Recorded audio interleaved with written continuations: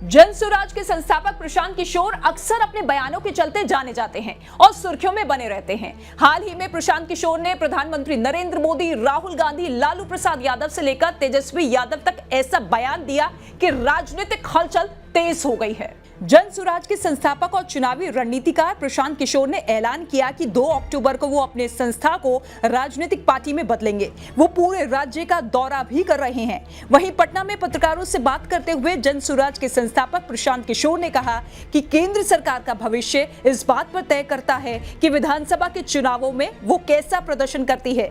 लेकिन ये स्पष्ट है कि मोदी जी और एनडीए सरकार की लोकप्रियता और शक्ति पहले से कम हो गई है।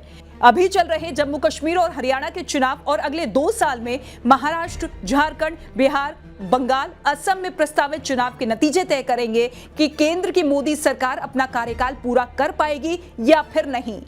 देखिए, मोदी तीसरे टर्म में कमजोर प्रधानमंत्री हैं, ये तो आपको दिख ही रहा है। लेकिन हमने तो इलेक्शन से पहले ये बात कहा कि सीटों का नंबर कुछ भी हो, तीसरा टर्म जो मोदी का होगा वो उस तीसरे टर्म में वो कमजोर प्रधानमंत्री साबित होंगे, क्योंकि जमीन पर लोगों ने 10 साल 12 साल मोदी जी का कार्यक्रम देख लिया, उनका प्रयास देख लिया, उसका असर देख लिया। आप बिहार को देख लीजिए। बिहार की जनता ने 2014 में मोदी जी को 30 से ज़्यादा सीट भाजपा को दिया, 2019 में 39 सीट दी, इस बार भी 30 से ज़्यादा सीट ये लोग जीते हैं। लेकिन बिहार के लोगों की ज़िंदगी में क्या फ़र्क आया? क्या बिहार के बच्चों की स्थिति सुधर गई? क्या बिहार में नए उद्योग लग गए? क्या बिहार के बच्चों का पलायन रुक गया? और अगर ये नहीं हुआ तो निश्चित तौर पर आज जितने लोग मोदी जी के फैन थे, जितने लोग मोदी जी के समर्थक वोटर 2014-19 में थे, वो तो आज कमी होगी।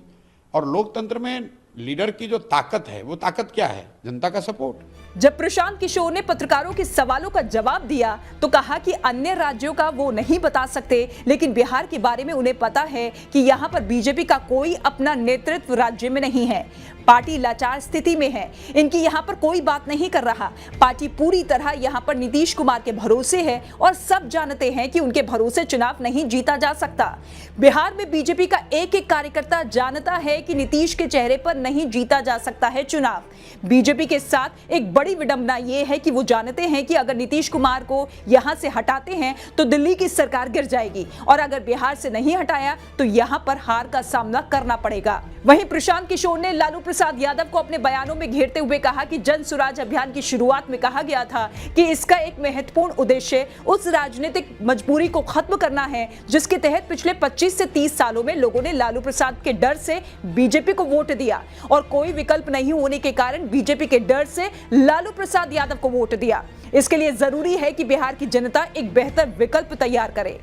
वो लालू जी के लड़के हैं, इससे ज्यादा उनकी कोई पहचान नहीं है। तो भाई लालू जी के लड़के हैं, इसमें तो कोई फर्क है नहीं।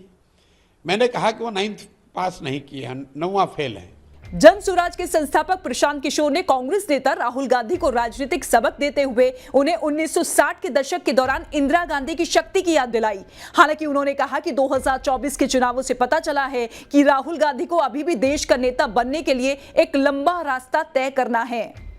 News desk, state mirror, Hindi.